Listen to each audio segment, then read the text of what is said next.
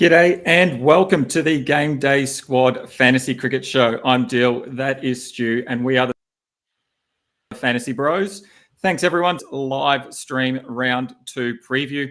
We are pumped for round 2, so let's jump into it. Stu, how did your team look at the end of round 1?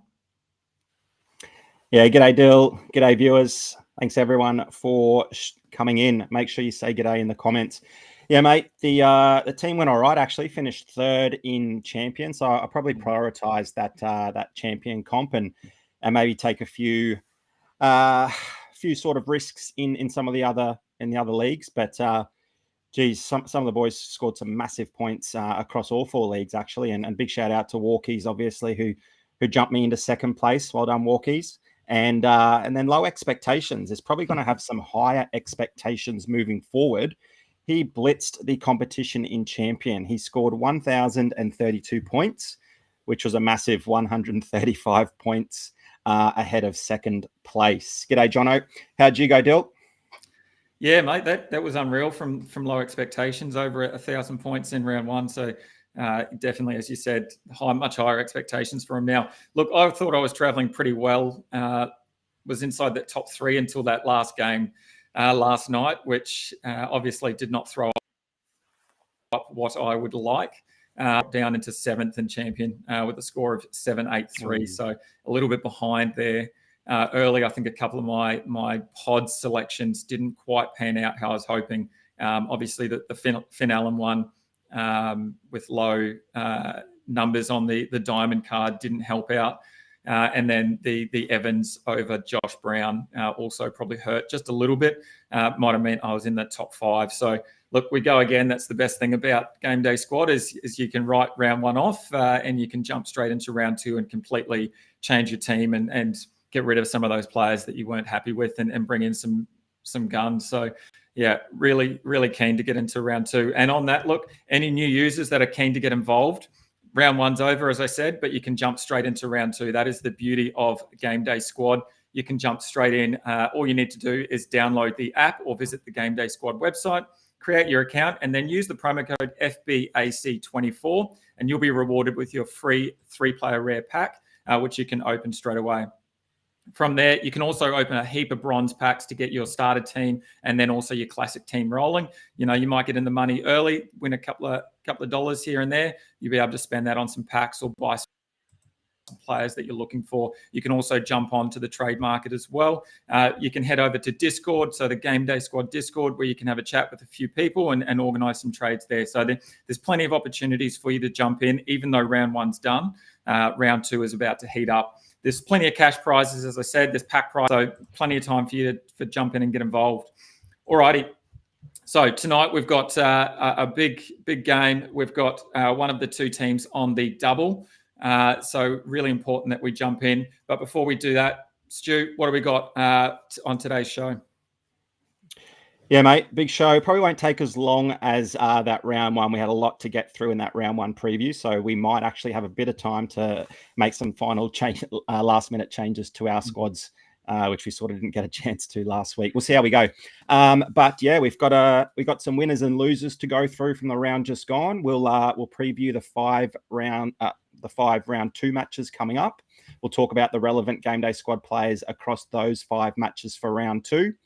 We'll let you know who we're going to be playing in our champion squads. And Dyl, we've got the return of something that we kicked off during the global cricket comp, and that's the Bro Down Showdown, where you and I are going to go head to head to select the top scorers across the 3 positions for the round.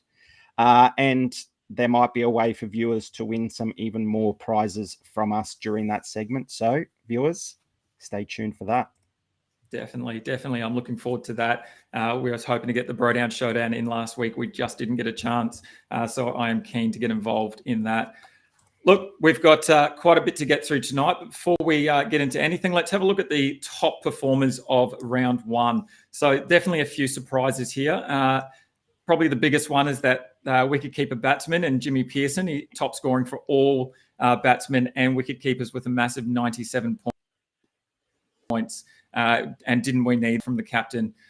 Really happy for the Heat to win that game in that sort of fashion. He scored 72 points, Jimmy Peirson, from the bat, and then he hit 4 fours, 72 runs, excuse me, 4 fours and 2 sixes, 5 fours and 2 sixes. Plus he took a catch as well. So anyone that played him, that is an unreal choice from that coach. Well done. And he was really struggling as well, wasn't he? He was on 0 off probably 7 or 8 balls and thought, oh, well, here we go. The Jimmy Pearson story of old. He'll soak up a few balls down one end and put pressure on the batsman down the other end. But, gee, didn't he fire? And the Heat just looked like they cruised to victory. They did it really well. And low expectations probably had Jimmy Pearson in his team, I reckon. Probably put a lot of players in his team with minimal expectations. And that's certainly something we have every time Jimmy Pearson takes the field. But no, well done to him. And it's great to see the Heat with a victory. In terms of the all-rounder, a man we spoke about during the show last week, someone who had an enhanced role, seeing him named at number 3 with the loss of Aaron Hardy through injury, meant that Cooper Connolly, had a much better opportunity to score some points last match. And we decided to sort of just watch his role and see what he did with both bat and ball. And he was the 6th clear option with the ball. He actually bowled ahead of Andrew Ty. He was given 2 overs with the ball, and he claimed a wicket during those 2 overs, but it was the 64 runs he scored with the bat, and he just looked like he was in absolute unreal nick, showing no signs of that hand injury that he suffered a month ago. He hit 4 fours and 3 sixes in that knock, and the 2 overs with the ball was really impressive as well.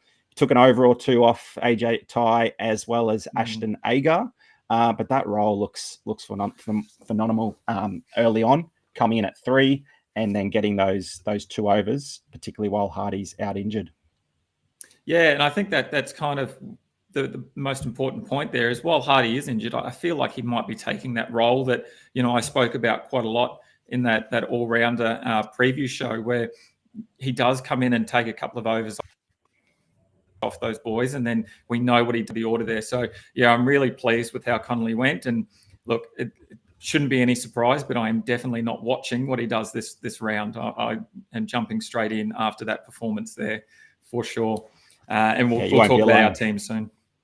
All right, so that last spot there, the bowler, quite surprising. It was Nathan Ellis. Although they got absolutely thumped at home by the Gades, the Canes skipper topped the bowlers by scoring runs, more so than anything. He scored 35 runs with the bat, and then he did take 2 from 12 off 3 overs. So he had an impressive night all round, even though the Hurricanes struggled quite a lot, which I think is quite interesting. It was a player that we touched on briefly, at the end of that round 1 preview show, but he went out and he did his job, and I really like that he also contributed with the bat. So he might be someone there weeks as well in a bit more detail. Yeah, absolutely, mate. Those bowlers that can contribute with the bat are absolute gold for GameDay squad. Not the Chris Martin types that just hang a bat and prod at every ball that comes to them, but the ones that can actually swing it and aim for a certain part of the field and score some runs or even clear the rope. Absolute gold for the bowling spot, and well done to anyone that identified that in Nathan Ellis. But that's a great start for him, but pretty disappointing from the Canes. Yeah, definitely. Alrighty, so those are the 3 players there that topped their significant. Let's jump through the 3 big winners for the round. So you've picked up 3 clear winners based on a bit of performance there. Do you want to run through those for us? Yeah, there's obviously that man, Cooper Connolly, who we spoke about just before. He was a big winner from round 1, obviously elevated to number 3 in the batting order, and getting 2 overs with the ball as well. He took that over away from Agar and AJ Ty as well, which is a little bit scary for some people that are backing Ty in for a big season. But I think a lot of us will be playing Cooper Connolly this round, given that he's got 2 matches, and I think we should see some really similar signs. He might not score as many runs with the bat, but certainly 2 overs with the ball will certainly go a long way to making sure he gets a really big score in our all-rounder spot. I've also got Will Sutherland down as a winner from round 1. There were plenty of question marks leading into that round, whether or not he would bowl. I think you gave him a nickname, Will he bowl Sutherland? Well, that was certainly answered in some pretty good fashion as well. He bowled 2.3 overs against the Sixers. He bowled 3 overs last night against the Hurricanes, and he claimed 5 wickets across those 2 matches. And despite coming in at number 7, he still scored a really handy 36 off 28 with the bat, which meant that he went on to score a massive round 1 score. So well done to all Will Sutherland players. And I've also got Jack Edwards, another all-rounder, as a winner as well. There was an injury to Dan Hughes in the field. I think he suffered a reoccurring injury to his elbow, and that's going to keep him out for the remainder of the season. So I think Jack Edwards is going to be a long-term winner here, hopefully promoted from 6 up to 3. We'll see if Curtis Patterson decides to ruin those plans. But it meant he scored 37 off 28. He looked really good with the bat, like he has for a long, long time now. But he also got 1 for 25 from 3 overs with the ball, and he was trusted with the ball in some of those really tough overs, during the power play, during the surge. I was hoping he'd get the 20th over, but that went to Hayden Kerr, who might be under an injury cloud himself. But it was good to see Moses trusting him with the ball in some of those big overs, and those are the overs where the points occur. We don't really necessarily love the middle overs where the batsmen are just looking to score at 6 or 8 and being pretty safe. It's early on and during the surge where they try to take on the bowling, where the wickets seem to tumble.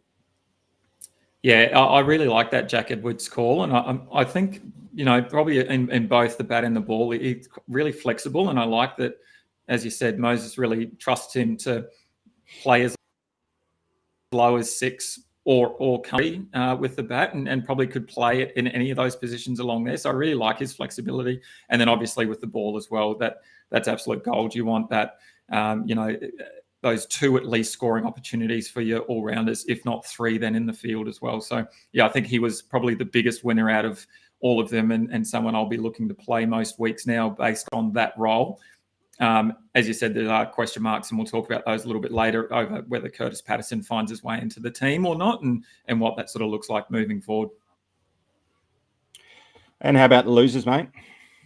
Yeah. So 3 probably clear losers. We're a bit disappointed by Bo Webster, named at 6 in both of his games, coming out to bat at 6 was really disappointing. I talked him up quite a lot in that all-rounder ranking show, and he probably did not meet expectations at the moment. It limited his time at the crease. He also failed to bowl in game 1, which I don't know what's going on with the Stars. They're all sort of all over the shop. But I guess the question marks were answered when it was announced later on that, it was advised by Cricket Australia to not bowl after flying in. Nice if we knew that beforehand and we could make some decisions about who to play and who not to play if we had some of that information. Look, yeah, a bit crazy, a bit baffling, but we move on. Look, the benefit was he did bowl in game 2. But look, as we said, the Heat were in total command of that game, and they, were pretty close to winning that by the time Bo Webster came on anyway. So he went wicketless in those 2 overs.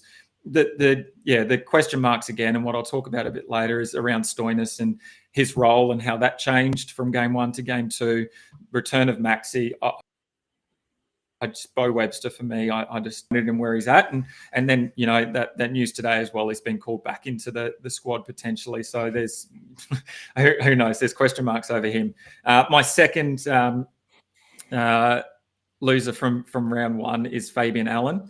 Unfortunately, he did injure his hammy in that game, and he's been ruled out for the rest of the tournament. So look, that's already occurred a few times across a number of teams. I think we've announced probably 3 or 4 season-ending injuries already in the last couple of days. So, yeah, obviously some disappointing news there, particularly for a player, overseas player that we've talked up quite a bit, and we wanted to see him, at full strength. But yeah, unfortunate for Fabian Allen. And then lastly, obviously you gave me the losers here, and you wanted me to talk about Adam Zampa, who I believe you may have played in your team and may have cost you one of those top spots there. Obviously really disappointing from him. He claimed just 1 wicket across those 2 matches, and never really looked dangerous. I know we talked about the opportunity for him to set some attacking fields and go after some batters, but he just, I don't know, again, he just looked like he was just making up some numbers, just getting through his overs and moving on. So we'll keep a close eye on him. And obviously the haircut didn't do him any favours in that game. So we'll see how he goes.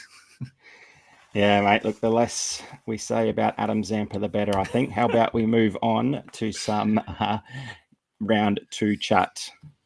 Yeah, all right, let's jump into game 1. So Adelaide Strikers versus Melbourne Stars coming up in about 45 minutes. So we're hoping those team lists will be named shortly. And it already looks like JT's all over it with a couple of questions. So we'll jump in and answer that in a moment, JT. Just having a look, we've got it happening at Adelaide Oval at 6:15, as we said. And it should be really fine weather, should be some good batting weather. Key venue stats for me here. Last season, average batting points was 33.5, which was actually number 1 of any venue. So plenty of opportunity with the bat. In terms of bowling, average bowling points was 20.4, which actually ranked 13th, which was last in any stadium last season. So definitely attacking the batsman today for me. First innings batting points averaged 27 and second innings averaged 43. So again, potentially looking at that toss and seeing who's going into bat second might be an option for us. All right, let's jump in and have a look at some of the relevant players. And I might throw to you, Stu, to kick us off. What are you thinking in terms of who you're going to play? It looks like probably a Lynn, Overton, Short. Is there anyone extra that you might be looking at that has some potential for your team? Yeah, there are a couple, mate. But I just threw up a comment there on screen from Cal. He said, "Happy Matty Short round, everyone." So I think he's getting in early, saying that Matty Short's going to have a big one. And he doesn't even have to go massive tonight. He's still got another match in a couple of days' time. But yeah, I think most of us, if we own a Matty Short card, he will be featured in our squads. It'd be pretty brave to leave him out, but look, that's how we win some big money or some nice packs, by taking those sorts of risks. And look, he only scored, was it 41 or something in that first match? Not an amazing score. Some all-rounders scored about 60 or 70 points more than him. So, but no, I think Cal's spot on. It is Matty Short round for me as well, mate. You mentioned some pretty big names there in Overton, Short, Chris Lynn, even though he failed in game 1. I also really like the look of Jake Weatherald and maybe even a Henry Thornton in the bowling lineup as well. You obviously spoke before about how many points are scored with the bat at the Adelaide Oval, and it's going to be an absolute belter of a pitch tonight.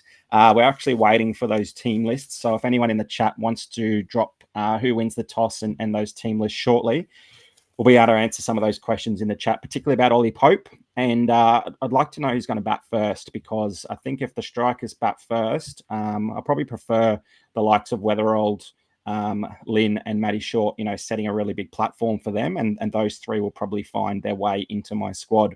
Weatherald looked really nice in that first match. He obviously came into the tournament in a lot of form. He scored 186 in a Shield game just last month. He scored another 50 just recently as well. And then he scored 40 off just 19 in that previous match. And that was a match against some pretty good bowling where, Matty Short and both Chris Lynn were dismissed pretty cheap. But Weatherald, sort of could bat around those wickets falling and still score a really nice 40. So because the batting lineup is so volatile, because, you can flip a coin and someone could get a really good ball and get out really cheaply, I think doubling up on Jake Weatherald and Chris Lynn is going to do me wonders this round, and I'm pretty confident starting them both. And I imagine they could both be a bit of a pod. People are probably going to not scroll down far enough to find Chris Lynn's name and overlook him. And Weatherald isn't necessarily a very big name in Australian cricket, so he could be overlooked as well. What do you think of those couple, mate? Yeah, I really like the Lynn call, and he's someone that I'll be running with as well. And there's a couple of reasons. The first one is last season, the Strikers scored the most batting points across GDS, across all of their games. So they definitely look to score a lot of points through the bat. And then the Stars allowed the second most batting points last season. I think there's a good opportunity there for both Lynn and Weatherald and Short, as we spoke about, to have a big game with the bat. The benefit as well with someone like Weatherald is you do get that double up if he does fail in that first game. But I think Linny here for me is the big one, and I'm going to roll with Lynn Sanity in this game because of that. And the other thing I really like is I've got a little bit of a I don't know if it's a conspiracy theory or an idea that when a big name like Lin fails in his first game or fails in that game, he then comes out and has a big game the next. So I'm kind of banking on my theory, and I guess the first game he's got the second game as well to make up. So I really like, the position that he's in. The other reason I really like him is this corresponding game last season. He scored 109 points in GDS against the Stars. So if we get anything close to that again, I'd be pretty happy with that. All right, mate. I've just got a comment here from Fez. Fez wants to know if either of us are brave enough to start Glenn Maxwell. We got some news today that Maxwell would be in that squad and he should be ready to go. Still got to be some question marks around, how ready is he? I can't imagine it would be 100%. It's probably a little bit less than that. But look, Glenn Maxwell, whenever his name is on a team sheet, you've always got to look at it once or twice. Personally, Fez, no, I'm not brave enough to start him. I'm putting some stock in 3 double game players so that they've got 2 bites at the cherry. I don't want to put a lot of stock in a Glenn Maxwell hamstring injury. If he gets a decent rock or 2, he might not bowl much with the hamstring. He might not, be in the hot spots in the field. It's going to be a big watch game for Maxwell. But again, anyone brave enough to start him, as well as maybe even starting him and leaving out Matty Short, would be the ultimate big brain play if it comes off. But not for me, Fez. Someone else can take that gamble. Someone else can gloat in the Discord if Maxi goes off. But not for me today. Dyl, you similar? Yeah, I'm along the same lines. The hammy's the concern, but I think the other thing is the lack of direction and the lack of clarity around the roles that some players have, particularly the all-rounders, in terms of Stoinis, in terms of Webster, and how much bowling does Maxi get if he's 100% fit? Does he, who does Stoinis not bowl? Does Curran not bowl for? So there's just too many questions for me over what roles they're going to play. I'd rather watch a few more games and know that there's a real clear role there for Maxwell, for Stoinis, for those other all-rounders, and then be able to, have a little bit more confidence. At the moment, if I put him in, I have zero confidence in him. It'd all be purely based off what he could score with the bat. And we've seen some unreal scores, and we've seen him leave a perfect plumb ball straight down middle stump and get bowled. I think that was against the Heat, was it? Yeah. It was. It was. Yeah. Yeah. So, we've seen it just, you scratch your head and wonder what's going on with Maxi. So yeah, for me, definitely not. But like you said, anyone brave enough, good luck, and make sure that you show us the winning squad at the end of the round with Maxi in it if he does go well. Yeah, Fez, throw him into that lineup, mate. Good luck if you do. Dyl, do you like any other stars this round, or are we just looking past? Look, you touched on Henry Thornton, and that's someone I'm looking at. The bowling figures there from the Adelaide Oval are a little bit concerning for me. If I was to go a strikers bowler, he would be the only option outside of our couple of all-rounders in terms of Matt Short and Overton. There is obviously a question mark over Brendan Doggett and his availability and what that looks like when he comes back in the team.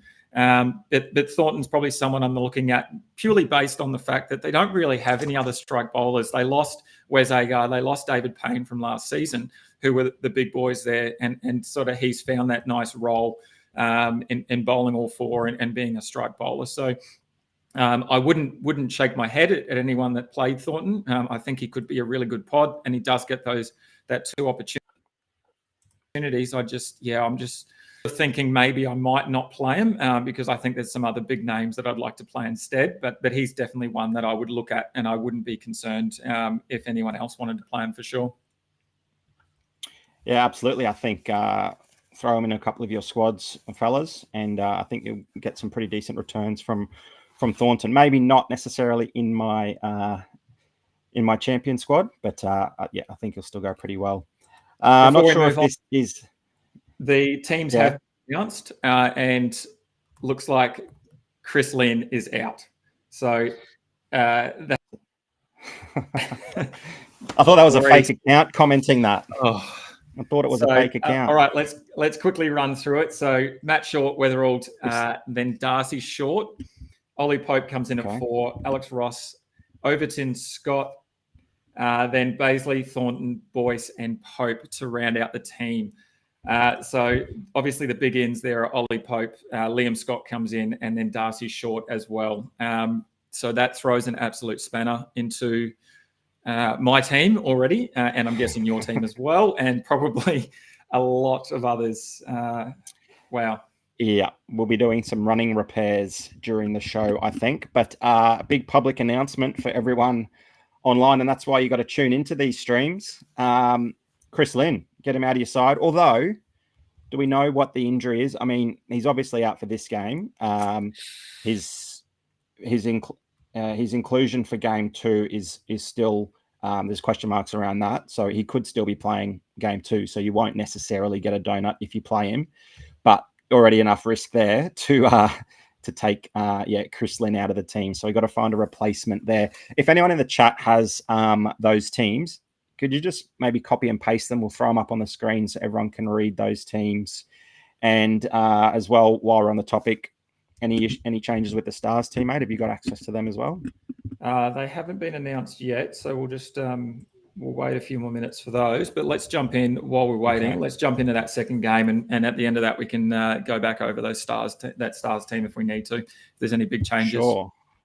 Sounds good. Right, we're heading to Hobart for game 2. Hey, guys, this is an early start. It's a 3 p.m. start. I think probably 4 p.m. for some of you, but don't get caught out by the double game this week. If you don't have your players locked in for the Hobart Hurricanes or Perth Scorchers before that game starts, then you won't be able to throw them in later. So that's a 3 o'clock start before the other game at the normal time at 6:15. So we're at Blundstone Arena for this. At 3 p.m. Now, there is forecast to be a little bit of rain around, probably not enough to sort of disrupt a game in any great capacity, but it could sort of favour some bowlers. And in Hobart, it's a bit more of a batting pitch. The batters average about 25.8, while the bowlers only average 22.7. But if there is a little bit of rain around, then those overcast conditions might favour the bowlers as well. So I'm sure some of us will be going into this round with some pretty scorcher-heavy bowling lineups, and that probably only adds to it if there is a bit of weather around. We saw what the Renegades did to the Hurricanes last night, so I'm sure we're going to be loading up on those Scorchers bowlers, and I think they're going to go nuts at Blundstone tomorrow. Mate, there's probably not too much to talk about in terms of that team, the Hobart Hurricanes. They were very disappointing last night. They're a better team than that. We're not going to expect the exact same performance. Obviously, Nathan Ellis was a standout. You can play him in your squad every week if you want. But I'm expecting some big things from Shy Hope. He probably won't make my starting lineup, but he's their key player. He's got to be so much better. And they had an injury to Matt Wade, who's done a calf. Now he might miss a few games. So there's even more added focus on Shy Hope and what he can bring to this team. So I probably do expect him to go well. He'll want to make up for a pretty poor team performance last night, and he's definitely capable of doing that against this Scorchers lineup, though it's going to be pretty tough. The Scorchers did restrict all wicket keepers last season to an average of just 19.4 points with the bat, which was the second lowest average, which doesn't bode well for Shy Hope. But I hope he finds himself in a bit of form. But, mate, I think we're talking mostly about the Scorchers players tonight. Am I right? Yep, definitely you're right. Yeah, I think, look, just on that quickly, Matt Wade, he was named in the squad. Whether or not that's just hope that he's right to go or whether he is actually all sweet, we're not sure yet. But he has been named in the squad, so we'll keep our eyes out for any of those changes. Obviously, they can happen very quickly. For me, it's all about the Scorchers, though. My first difficult decision is which Scorchers quicks to play. I am going to play 2 out of the likely 3 that will... Just before you tell us, mate. The 4 that could be named. Yep, just before you tell us who you're going to play from the Scorchers. We've just got word that the Stars will be bowling first. So I like that for the strikers' bats, like we spoke about, with Short, with Weatherald, unfortunately, not Chrissy Lynn. So thanks for that, Fez. On screen is that Adelaide striker lineup with Matty Short, Weatherald, Darcy Short coming at 3 with Ollie Pope at 4. And then that middle order is pretty strong there. We've got Liam Scott in there at number 7. Baisley, Thornton, Boyce, and Pope. So yeah, we're going to need to find a replacement for Lynn. He's still sitting there in my team, mate. I've got to click the mouse over shortly and get rid of him. But I think I'm pretty happy to play Weatherald there. And looks like someone mentioned that they might be playing Darcy Short. Fez, I'm not sure if is Darcy Short still an all-rounder or is he a bat only? I haven't actually looked at too much Darcy Short, but Fez might be onto something here. Probably not if he's an all-rounder. He is a batsman, mate. So you could do the straight swap there. That could be an option, and I don't mind it myself. So we'll have to have a quick look there. Hopefully we can finish this with plenty of time to be able to make some last-minute changes. Yeah, all right. Good on you, Fez. Well done, mate. I like that. Alrighty, well, it doesn't look like the Stars have named their team yet either. I haven't been able to see anything, so we'll keep going. And then when they do pop up again, if anyone can put that up in the chat, that'd be great. So yeah, back to the Scorchers bowlers that I'm on. And to start with, I did have Richardson above all the others, but obviously the news today that he has found his way into that 15-man squad for the Aussie Test side. Probably means that he'll only play the one game if he does play at all. I also heard earlier in the week him and just manage that shoulder injury that we've talked about at length. So he might not even find his way onto the team sheet for the Scorchers for tomorrow night, which means that, look, more than likely I'm going to be running with a combination of Behrendorff and Morris. And I think I'll be pretty happy with those two. Last season, the Scorchers bowlers averaged 31.1 against the Hurricanes, which was the third best bowling average against the Hurricanes from any team. So they definitely know that they can take a few wickets there with their quicks and score some really good points. The corresponding game last season, Behrendorff GDS points. And then Morris had that decent game one, walking away with a couple of wickets and those 10-dot balls. So I think I'm pretty confident in starting both Behrendorff and Morris. As we spoke about as well, Connolly taking a couple of overs or an over from Ty might mean that I'm not looking at him at all.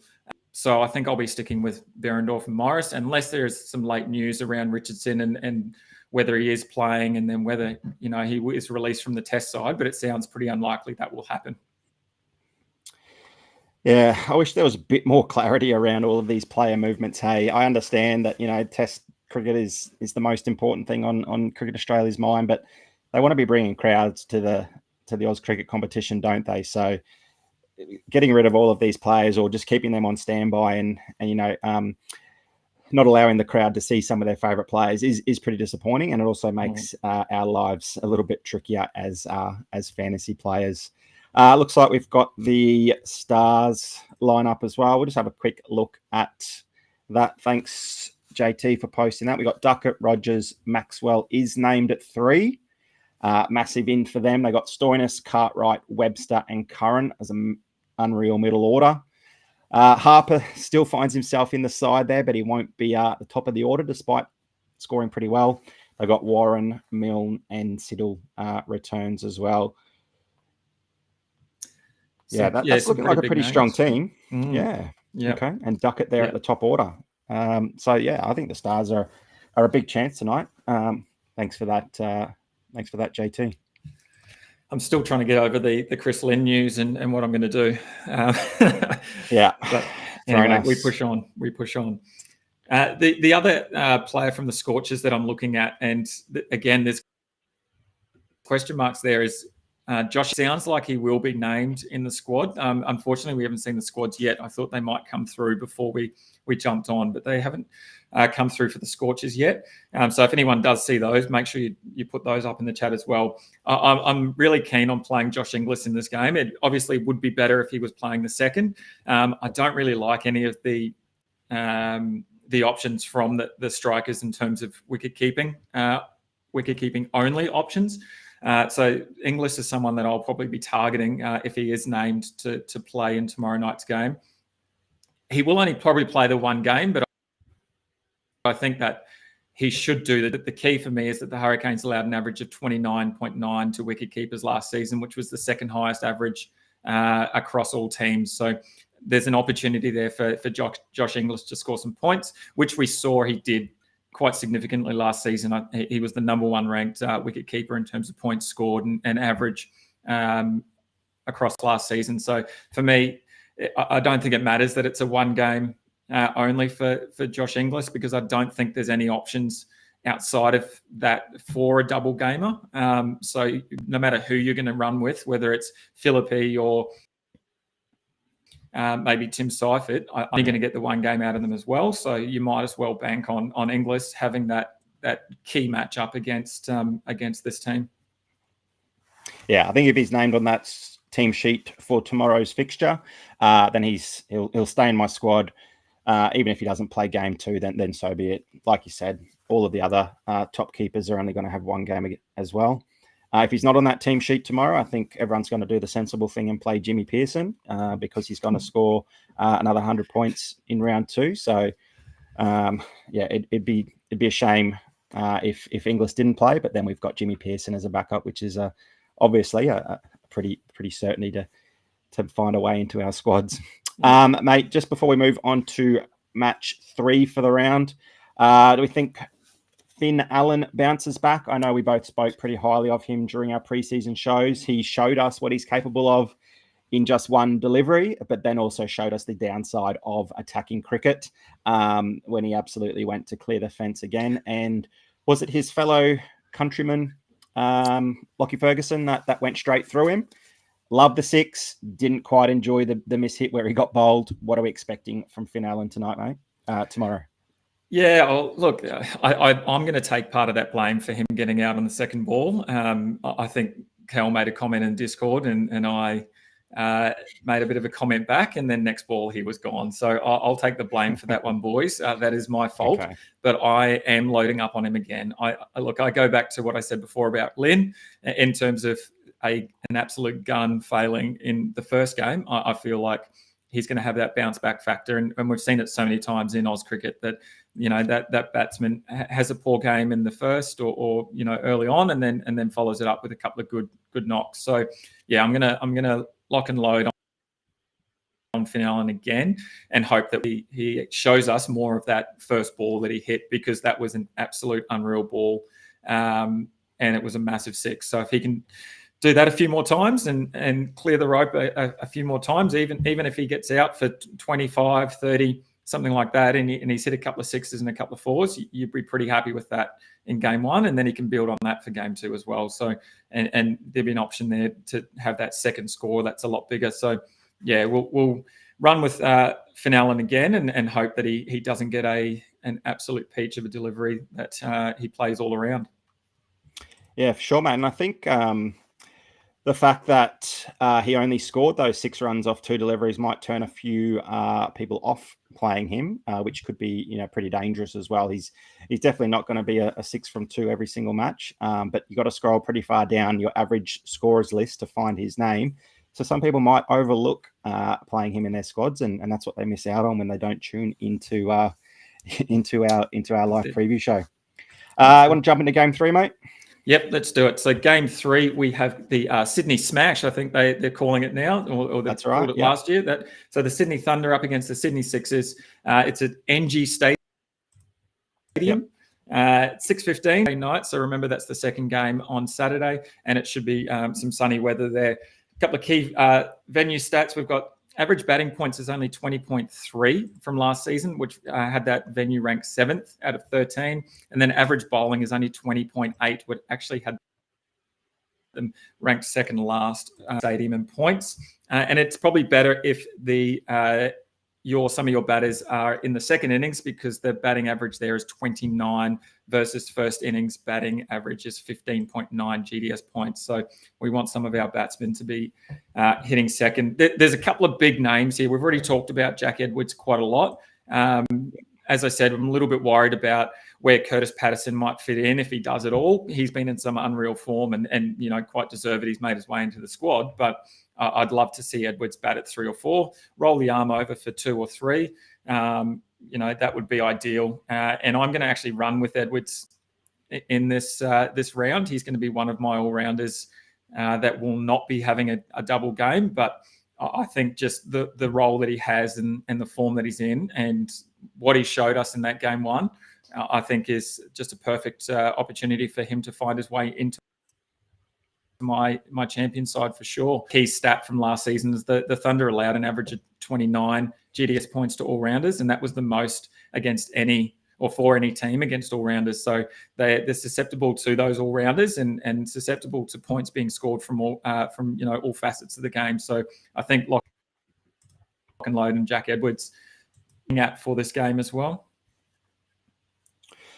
Not overly. Edwards is the big one. I'm considering playing a Sydney Sixers spinner.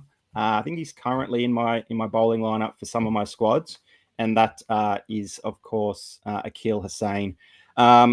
He's obviously a very talented spinner. He's an attacking spin bowler. He takes plenty of wickets for his country, for the West Indies, and he also is obviously a pretty sought after franchise bowler as well.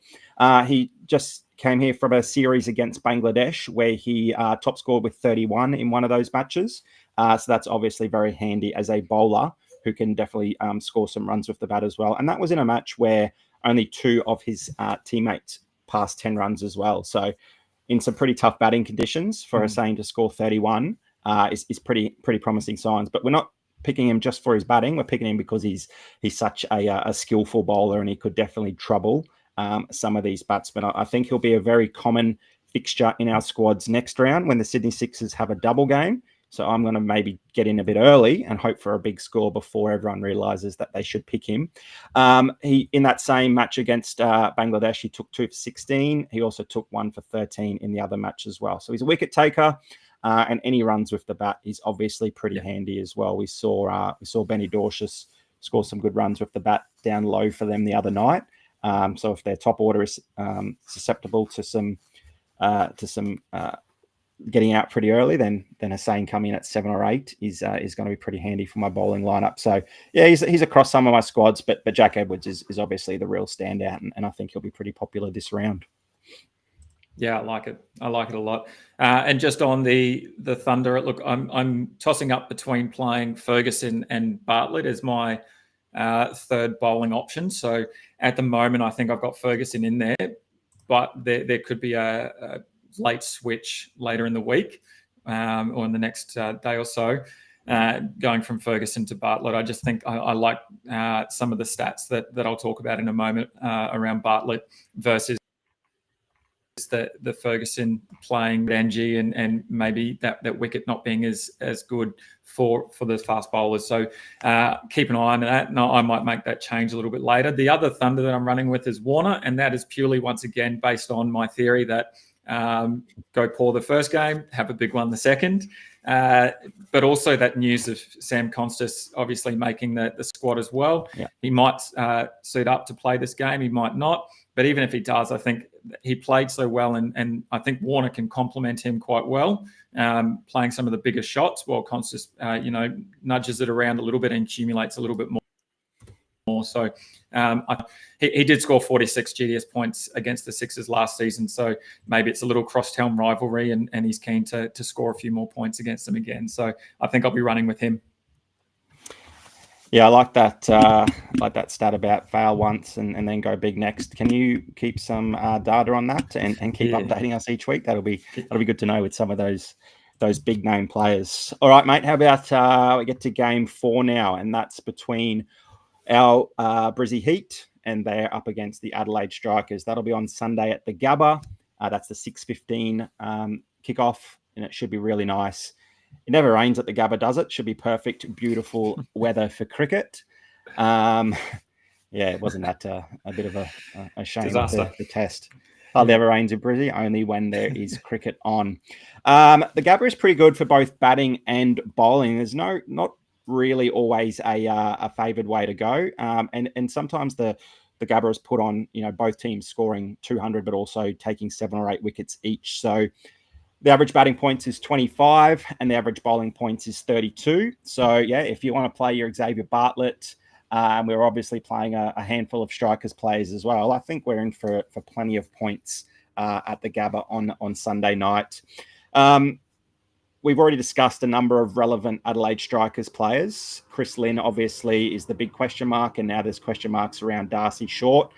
For those of us that are considering putting Short into our lineups, are probably hoping Chris Lynn gets rested for this second match on Sunday. Still not sure exactly why he's been left out of the squad. We'll try to chase that up for you all shortly. But yeah, if Darcy Short is in that side again, I think he'll be really suited to the conditions at the Gabba, particularly if the strikers bat first. I think he's always pretty handy when he doesn't have too much pressure. He can just sort of find his spots and not have to chase too much of a target in mind. I think that's sort of when he throws his wicket away a little bit more. So yeah, I really like this game in terms of GDS points. Xavier Bartlett would be a great option in the bowling lineup, but I'm hoping it just rains points for the Adelaide strikers as long as the Heat players can still win.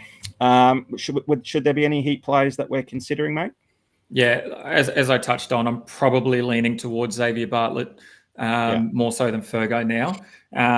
And I guess there's a couple of reasons. The first one, he had a great start with the ball this tournament. He was unreal in that first game. And once again, he was one of the key reasons why we came away with that victory, why the Heat had a win. Look, let's hope that he continues on and he takes some wickets at the Gabba. Last season at the Gabba, he averaged 61.75 points in bowling. Whereas away from home, he could only manage 37.4. So he obviously loves the Gabba pitch. He obviously loves the pace and bounce that he gets. And let's hope that he throws up a few more and he's able to come away with a couple of wickets. Because, I think the more that I look at it, the more that I'm convincing myself to play Bartlett over Ferguson this week. Awesome, mate. I love it. Yeah. And he's also very handy with the stick as well. And we speak about it a lot, if the Heat top order struggle, he's always a handy guy to come in late. And we keep saying it. If you can hold the bat as a bowler and chime in with some runs, then that's only gold for your game day squad team. Yep, that's it. All right, mate. We're getting close to the first ball. We've already spoken a lot about the strikers players. We've talked a bit about those Heat guys. Want to jump on to game 5 and then we'll wrap things up? Let's wrap it up. Perfect. So game 5 is the Melbourne Renegades up against the Perth Scorchers in their set, happening Monday. It is at Marvel and it'll be at 6:15 again, and it's under the roof, so there should be no weather concerns there. The average batting points are 24.9 from last season, so it actually ranked third in venues. So looking forward to a bit of a decent batting display. And then in terms of bowling, it was 24.2 last season, so that was 9th out of the 13 venues. The second innings, again, is a bit more fruitful for batting. 28 points last season, it was the average, and then 22 for the first innings. So if we're loading up on any Perth Scorchers batters, let's hope that they put themselves in second so that we can see. So in terms of players that we're looking at, we've already talked at length about the Scorchers and some of those players that we'll be looking at. Hopefully Finn Allen has a good run here against the Renegades. Is there anyone in particular from the Renegades that you're looking at potentially bringing in to play this round? There's probably two that might find their way into my squad. It might be Tim Seifert, pending that Josh Inglis news tomorrow. Obviously, if he's withdrawn from the squad and CA want to keep him for that test squad, and that will open up a wicketkeeper spot in our squads, then I think the player I'll lean on there is Tim Seifert. Obviously, he's already scored he's scored well in 2 matches in a row. And due to your theory, he's probably due a down match for game 3. He also comes up against those scorching Perth bowlers. But look, form is the number one commodity in cricket, and he's definitely in some red hot form right now. So it might be a coin toss between, likes of Philippi and a couple of others. But he'd probably be one in consideration if you didn't own an Inglis card. And also Will Sutherland. He's been on fire in those first 2 matches with both bat and ball. He's taken 5 wickets. He scored a really handy 30-odd with the bat as well when the Gades are in a bit of trouble. So anyone who needs to play find a spot for an all-rounder, Will Sutherland is definitely a good shout. You don't even need to click too many buttons. You can just keep him in your squad from round one.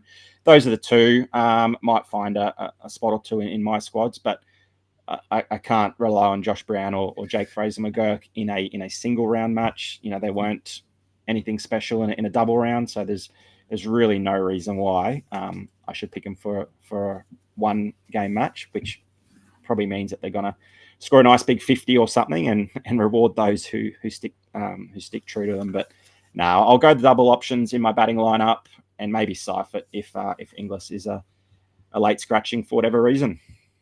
Yeah, as we've spoken about a lot, there's obviously that boom or bust type aspect to all of the batsmen in Oz cricket. So you definitely want to do yourself a favour and try and aim for the double gamers as much as possible.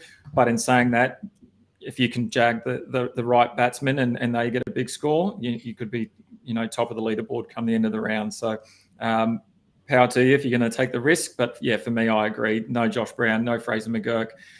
I might even fade Tim Seifert after some decent scores just because I don't really want to chase those scores again. Maybe Josh Philippe if Josh Inglis is not available. So that's I'll probably be steering clear of all Renegades. All right, well, there's the 5 games for this round. Please let us know who you are keen on starting and who you're definitely fading this week. Quite a lot of scorchers and strikers in most people's team. But as Stu and I mentioned at the top, we are excited to announce the return of one of our favourite segments. It is the Bro Down Showdown. It is where Stu and I go head to head and pick one batsman or wicketkeeper, one all-rounder and one bowler that we think will score them. And I'm obviously ahead on points already, not based on the Chris Lynn drop all of a sudden. But do you want to make it's going to work this time? Change? It's all right. We'll keep it and hope that he jumps in and plays that second game and goes off. Okay. That's all right. Your funeral. All right. The way it's going to work this time is that we've got our 3 options with 3 points available for each round. Someone might have a clean sweep, which means a 3-0 victory, or we might have a 2-1. The loser will open a pack on stream. Next week, they lost 3-0. They have to trade all 3 cards to the other player, to the winner. If they lost 2-1, then they'll select 1 card to be put up to the trade marketplace for 51 cents. So similar to what we did in our rankings videos. So if one of us jags 1 point there, one of the cards from that 3-player pack will go up for 51 cents.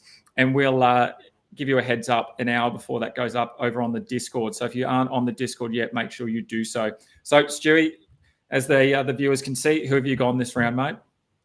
Yeah, mate, gone Finn Allen. I think he'll go really well for the Scorchers tomorrow and in both of their games, in fact. I've gone Matty Short since he was available after you chose Jamie Overton. And I'm backing my boy Jai Richardson in. Yeah, he might only get 1 game, but we saw in round 1 he only needs 1 game to go big. If he plays both, then there's just 2 bites at the cherry for a big score. But a bit of confidence him getting named in that test squad. But I'm just hoping to see his name on the team sheet tomorrow. And you've gone some similar teams, but just some different names. Yeah, so maybe last minute change. Maybe I will change Chris Lynn to Darcy Short. I feel like I got a bit of confidence from Fez earlier talking about Darcy Short. So maybe I might make that last minute change just in case. I feel like being 1-0 down already is not a good help. So maybe I might change to Darcy Short there. And then I've gone Jamie Overton. I think I really like what I saw from him. And he definitely offers something with both ball and bat. Whereas Matt Short, he got the 2 overs. Maybe he might get a few more. There's question marks over his role in terms of that bowling. But obviously we know what Matt Short can do with the bat, and we've already talked about it. But yeah, I'm going to stick with Overton again. There's another massive game. And then I have gone Berendorf as the bowling option purely based on the potential for Richardson to might not play, but also then Berendorf is going to have those 2 games. So I've got 2 chances for him to have a decent score and hopefully get one up over Richo. Yeah, like it, mate. Yeah, some really good head-to-heads there, and we'll hopefully get a few people commenting on the video as well who they think is going to win, and we'll keep sort of a record of how the scores are going over the season, and yeah, see how many cards we can give away to the viewers. I'm sure they love tuning into these episodes because there's always plenty of things that they can win for free. All right, mate. You made a decision yet on Darcy Short in your champion squad? Is he coming in? No, I think the move to Weatherald for me is where I'm going. As you said, you just don't know whether Darcy Short's going to play 2 games or not. Whereas Weatherald, barring an injury, so yeah, I think I'm going to go with Weatherald into there. So that looks like the only that change, and then the Ferguson to Bartlett change. So. Yeah, my team probably slightly changed in the last 45 minutes or so to what we talked about earlier in the day. Yeah, I'm just reading here. Looks like calf soreness for Chrissy Lynn. Okay. So soreness rather than a strain. Yeah. Means he might be every chance for game 2 this round. Yep, good stuff. All righty. Well, that is the show. Thank you very much, everyone, for tuning in, for commenting.